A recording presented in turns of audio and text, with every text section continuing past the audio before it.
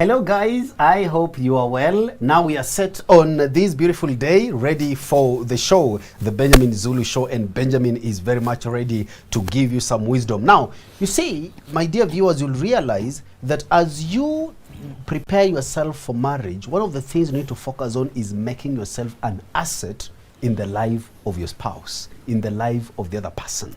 All right? That is one thing you need to understand. I'm talking about an asset.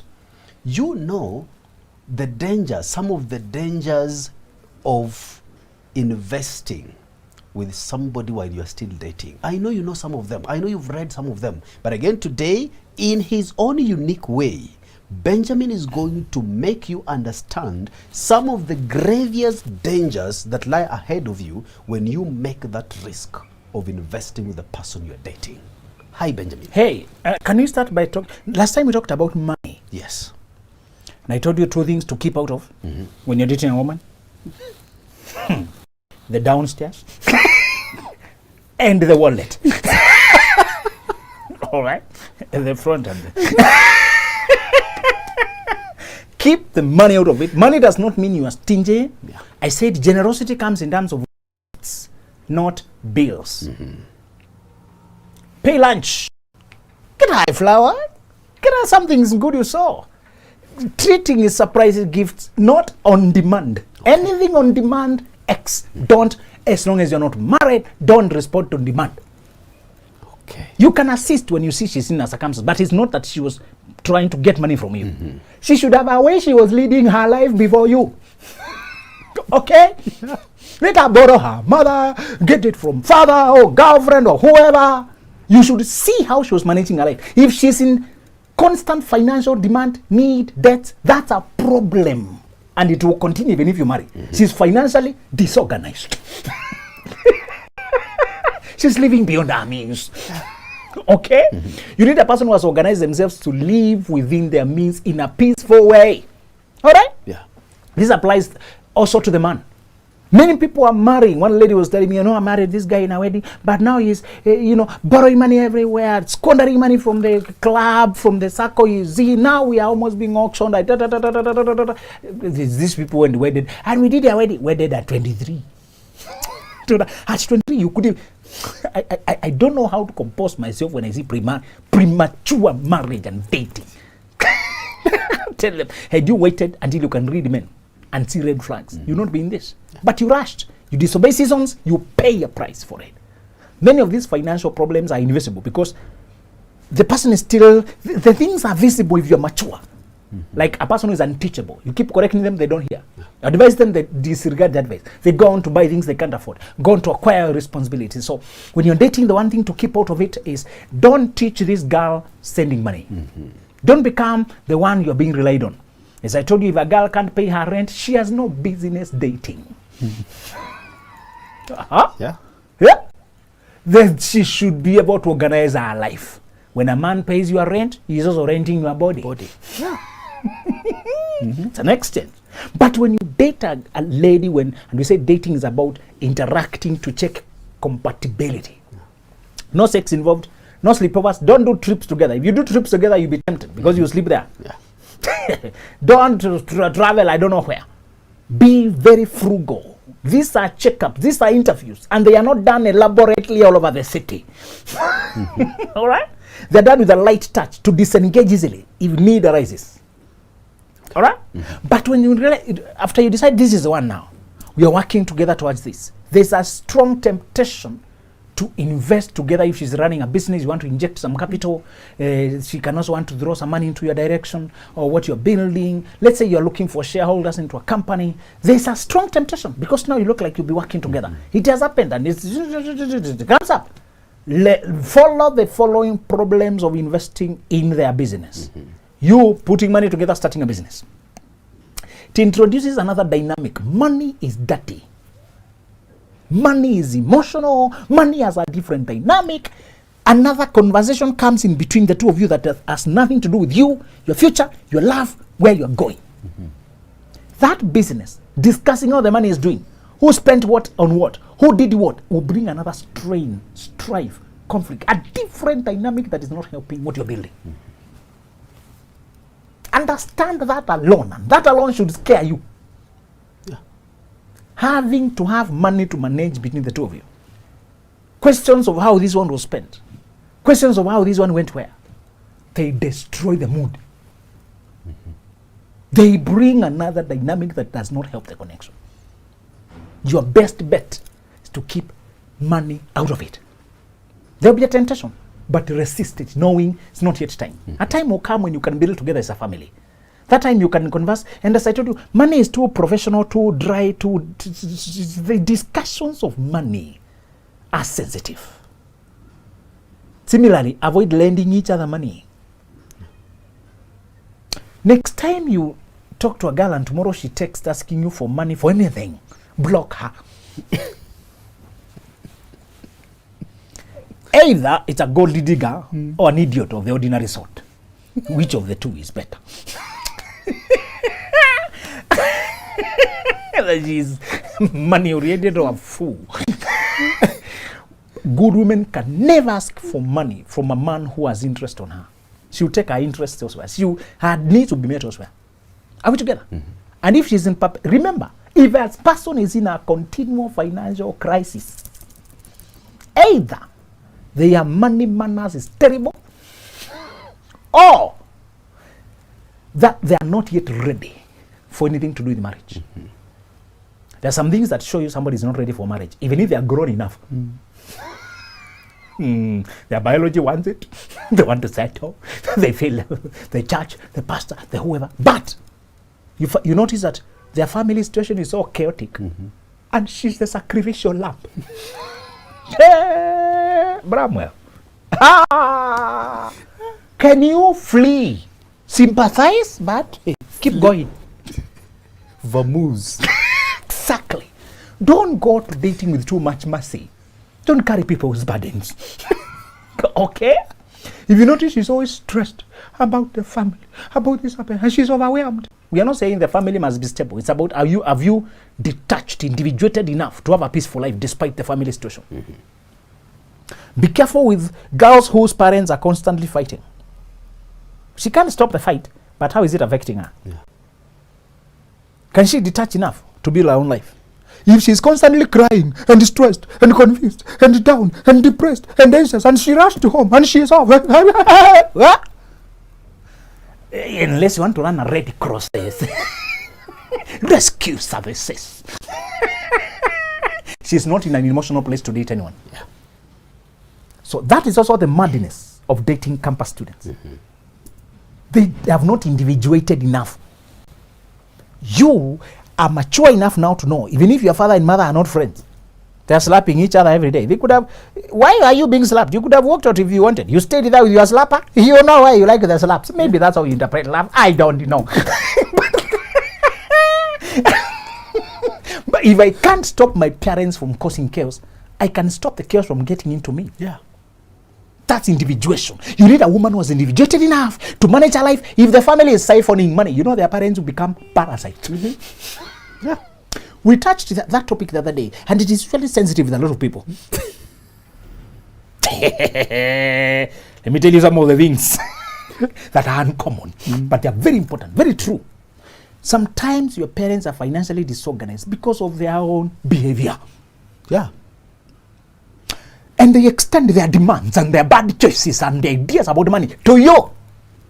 They borrow money and you are the one being... There's a lady who told me the father keeps rating her as the guarantor. So she's being called by creditors. Now, your dad took a 20,000 and we understand you are the one that... Excuse me, I have no idea. You did not... I told her, stand on your ground. Nobody can put you as a creditor without your permission, without a signature. Yes. I told her, don't be dragged down by anybody. Those are their choices. Did I tell you that not all parents are friends? No. The financial philosophy of your parents can doom you to poverty if you don't identify it early and draw boundaries. Assist your parents from the duty of a son, but don't be exploited because of their misdeeds. Okay? Yeah. Brother, draw this healthy boundary early. Unless you protect yourself, how will you protect your wife? How will you should ask yourself, if this girl can't say no to her parents, how will she say no even when you get married? All our resources will be siphoned away. Yeah. Other people have a brother. It's not the parent, it's a brother who is drunkard, who's drinking, wasting money, philandering, running around, wasting everything, and the family is in crisis, and they can't control her. Don't get in. Yeah?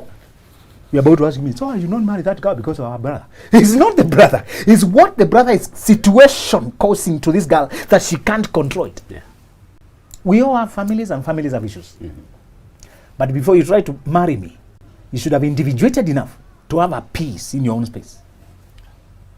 You should be able to save money for your project, even when they are drenching themselves in debt. The ones, somebody is betting, drinking, borrowing, selling this, selling the other. How much money can you give that person to stop? Nothing. Even if you send it, they'll still waste it. So you need a person, you don't need to send her money to assist home if they can't manage the situation with what they have. Even what you send them, not bring a change. Yeah. Okay? Yeah. You need a lady who has learned how to handle her people. And they'll tell you, no, I know my brother, don't worry. If that's what he does, he will have to be arrested by police a little bit here, there, wake up later. Don't worry about that. I don't let it get into me. I do what I have to do. I send what I can send. I support the support that I can support. But I don't let them disorganize my life. In fact, she should advise you not to be manipulated, because you're the new member in the family and they can latch onto you. Okay? Yeah. When I have a dysfunctional member who knows how to siphon and deceive, I start by protecting. My girl tell her, don't send that guy money directly. Let me handle him. He can siphon the money from you. That's how teamwork works. So don't lend her money. Don't respond to family crisis. In a similar manner, never educate any human being who is not your child. Yeah? People have been doing this mistake until they sing songs Stella Wangu. This is an age-old mistake. I told you, if you're going to make a mistake, invent a new one. Why are you repeating mistakes, my brother? Other people have tried this. Be a little bit creative. If you're going to mess your life, don't mess it by paying fees for a girl only for her to run away from you. A guy comes from Thika to Eldoret to hack a girl with an axe because she disappeared after educated. Don't leave girls who are in school alone. They have another journey to do. They have another journey to do. Get women who are ready to marry like you are. Marry that. Okay? Now, we are saying this. Don't send money for family situations. Send her gifts when she has events, birthday. Gifts, not bills. Don't pay her rent. That does not mean you can't assist when there's a situation and you voluntarily, you are not being asked. That's different. You understand? That's different. You're not being asked, you just say, let me assist. She's my friend. All right? Yeah. When they try to borrow money, run. Yeah. Can you warn those career women for me? They're very vulnerable for this mistake. They have stayed their mid-30s, they think they have enough money. They see a guy and they try to assist him financially to win him for romance. It never works. Hey. Bramwell, I have too many working fools. They are repeating old mistakes. They meet a dysfunctional guy who is stuck, never finished university, keeps dropping from job, have a kid from here, from there, is at loggerheads with the parents, disorganized, in debt to the teller, debt to the KCB, debt to the Mshwari, the guy, and then she tries to give him money to think he can become, rehabilitate him for a potential husband. The problem is in his way of thinking. It's not in his money. Especially women abroad or women who are just, they build themselves up and relationship never worked for them. Yeah. They meet a guy who looks like he's available, but he's in a financial crisis. She thinks she will help him until he straightens up. They will be helping him for the rest of their lives. And she will be dragged down to that kind of thinking. I've seen women who have been siphoned millions. No, the guy always says, no, it's just something that happened because Corona now is a perfect excuse. Yeah. Okay? No, just close the year. If I get this money, the guy should never ask a woman money if he's serious about her. No man being serious. So, Brahman, now, would you tell the girl you are dating to give you money? No. Surely, continue with your strategy the way you'd arranged it. Yes. I've worked. Even if she has floating money, that's not what I'm here for. When we become a team, will you? I had planned to get my house by that time, planned to get a car by December, And when you start dating that, I continue with my schedule. She has a car, happy for her. Me, I'll pick my taxi, pick my matatu. In fact, when you are contented with your journey, she'll be very pleased. Yeah. A mature woman likes the way you are comfortable with your journey and patient with your process. And you don't mind. She has a car, thank you. Your trajectory was different. As I told you, some of us had to cancel negatives. Well, we had to fill halls with money. How much money do you need to fill? And where we spend the money is not mentionable. If you tell some you are making a latrine, they will ask you, what was the family you see before? Do you see? You can't explain some projects. You do them quietly. Yeah, it was just some small project. At that time, by 2 million has gone. Your last income for the last 3 years. Fees for this one. Debt for the other. Hospital for this. Yeah. That money is that home is a bottomless money pit for you. But well, yeah. You see people walking here. Mm-hmm. They are carrying families. Mm-hmm. Yeah. Somebody is merely 30 and they are carrying a family of 7 and the 2 parents. Yeah. Bramwell. Some people are driving. Others have rescued others from pitfalls. Mm-hmm.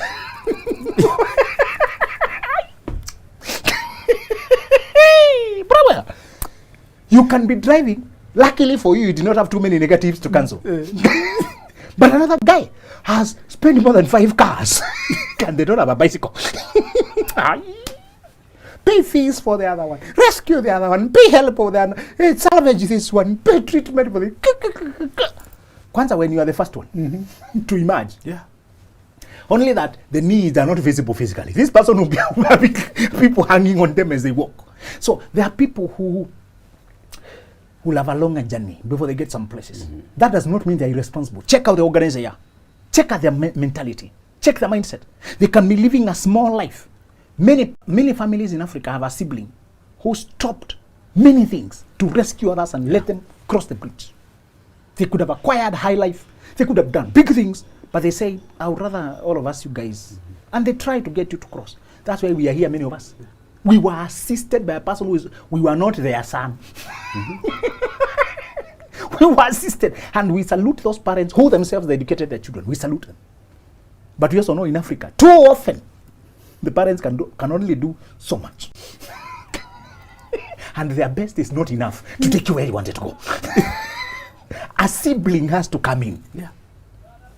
Let me remind you that it's not a sign. It's not a sign that you are not moving or you're not progressive. The other thing you must not do. So one, don't send money. The other thing is, even if she's running a business of chicken, growing chicken, for example, give advice. Don't become a partner. Mm-hmm. Don't be involved. Because the questions of money will come up. The other reason you need to avoid investing together is you don't know whether you will get married. Yeah. If you invest together and you break up, it will be a nasty breakup. Mm-hmm. Many people have stayed together because of the money they invested together. Their structures are here to go out and lose. If you stay because of money and the things you invested together, is that a good reason? No. You're making a permanent decision because of a temporary situation. Mm-hmm. If there's a breakup, if you need to walk away, you need to stay strings attached, not strings attached. The third reason you don't need to invest together is because when you put money together, you'll have to spend more time together and you'll end up cohabiting or living like married people too soon. Too soon. You'll end up becoming entangled because of how much things you're managing together. You begin to feel like you're already married. You lose track of the process. Mm-hmm. Soon, baby. Soon, baby. Soon. That's how people ended up. They mixed the process and they end up stuck. Mm-hmm. Told you the worst way to get married is to get stuck with a person. I want you to choose and marry. Yeah. When you go to stores, they say, you know, like House of Leather, they say if it is broken, consider it sold. Sold, yeah. If you try touch utensils and you break it, you must buy it. Mm-hmm. That's what happens when you cohabit with a woman. You did not choose to buy the thing. Mm. You tried to sample it and you broke it. And because you broke it, you had to consider it sold. Now you are paying for damage for life. Yeah. You didn't want that glass particularly. Yes. You happened to break it. So you had to lose. That's the worst way to get married. Yeah. So avoid, because it complicates the dynamics between the two of you. All right? The fourth reason is that it invites unnecessary attack from enemies. Oh, they're after your money. People don't know who brought more money, who invested what. The advisors about people have so much financial philosophies that differ and vary and fluctuate. If now you invest together and buy a car and put it in Uber, for example, but it is written in somebody's name, you trusted each other. But now somebody is telling her, it's written that guy's name, look at you, you're being exploited. That can become a strife, mistrust, tension, questions, suspicions. Was that necessary? No. Keep your trajectory. When we marry, we'll now start investing together. Even if you're starting similar something, we can help each other with advice. Advice. It's better to give your mind, to give your concepts, to input and advise her what best to do, but let her do her thing. Patient with seasons. This is another thing I want to be very careful before you throw in that question. I can see you're holding. One of the things you don't want to do is to you hear people importing things, and they want their friends to chip in. Yeah. When you import and sell, people, when you're entering market, you hear those deals a lot. Bring this container from Dubai. When it comes to, sometimes you may find a person who has been importing or getting contracts from government. They want some money to pay so that they can get a job, or they got a deal, or they need his money to supply. Do you see that very almost ready? Yeah. They can show you the LPO. The LPO is the confirmation that please bring the supplies. And they want 200,000, and they know you can easily supply it. They come asking you. That's why you provide leadership as a man, or wisdom as a woman. All right. It looks like a sure deal, but most of those sure deals prolong than you had anticipated. After they supply, the payer takes long. The one who's paying takes long to come. You had opted for that money to do something with it. When you have to ask a woman for your money, when you have to follow up a debt, it destroys the relationship. Be wise and tell her why you can't do it, although you wanted to do it. If she wanted 200, give 20 for free. I'm sorry, I can't invest now. Actually, that money, there's a place I wanted to. She learned you had some money. Yeah. There's a place, and I am already committed, but I'll give you some as a friend. Just for free. You cannot. I'm sure you'll find some money. This is 20 just for free. Just, what have you avoided? That quagmire of having to follow up a debt. Do you know how a debt destroys communication? When you have somebody's money and they call you, you always imagine they're reminding you about the debt. Even if it was not on their mind. Yes. If you call them and they don't pick, you think they're not picking because of the debt. That will eat up the chemistry. Yeah. Avoid the temptation. Even if she has a ready deal and you wish her well, and she has mentioned, don't invest in money. Give what you will give for free without lending. Give a small amount for free. Oh, I'm so happy you got that. Let me throw in something just for free. All right? It's a friend, it's a gift. I have M-Pesa. Just add a part of your transaction. I'm sure you'll get the money. God bless you. There you earn a lot of bonga points. No tension. Nothing to follow up. No chaos. And it's free. She can see you are supportive, because you also want to look supportive. She can see you are supportive, but you are wise. You have avoided the debt. Debt destroys chemistry and the balance and the connection. I like it, Benjamin. I like it. And that is very true, by the way. How I wish people actually understood some of these things. Because, Benjamin, we have so many relationships that were meant to be, but were broken because of money. We have so many marriages that were meant to be, but money matters took center stage and everything went astray. Now, Benjamin, talking about lending each other money, talking about salvaging each other, and I like the way you've advised those women who are moneyed, because they have a higher tendency of doing that, rescuing a man so that they can marry them, fixing a man so that they can marry them. Now, Benjamin, how can such ladies be able to spot a man with a poverty mindset? And I also want to warn you about women who have poverty mindset. Mindset too. You know, a person has scarcity. Poverty mindset means scarcity. Scarcity, yes. Fearful. Can we define it first? Woo! Yeah. Fearful, hesitant to take risk, not thinking big, survival. Yeah. The day you discuss with them, have you ever bought somebody something and they are offended at how much you had to spend for that? And they could have gotten it elsewhere cheaper. You are the one who bought her a shoe. You bought a lunch. And when she saw the bill, oh my God, 5,000 could have used elsewhere. How do you feel? How do you feel, bro? You're embarrassed. You wanted to treat her so that you can... But now she's wondering, this is rent of 3 months. Where's her mind going? Did I tell you I want you to frequent 5-star hotels even if you can't afford it? Yeah. So that you can expose yourself to higher ideas. Yes. Those guys have better electronics. They have better furniture. They have better ideas. It teaches you even the cars that are entering there. Yes. And then you get to see ordinary women taking tea there. Yeah? Bravo. We went to Kempisk with my girl just to take tea. We found Gugi Wadhiongo, that big professor, seated there, studying his dictionary, the analog dictionary. I don't, so they don't trust these phones and Google Wikipedia. He was holding a physical dictionary. My girl is a fan of that man because she's Pan-African. Yeah. So she went to greet the professor saying, how did she feel? Would you have ever met Gogi if you had Mama Kama Ugali Samosa? Hi, brother. Don't get too addicted to mihango. Low budget. Mukuru Kwarube. Hi, brother. You moved from Mukuru Kwarube, now you're at Mukuru Kwanjega. That's an improvement. Yes. Now you're at mihango, rotating.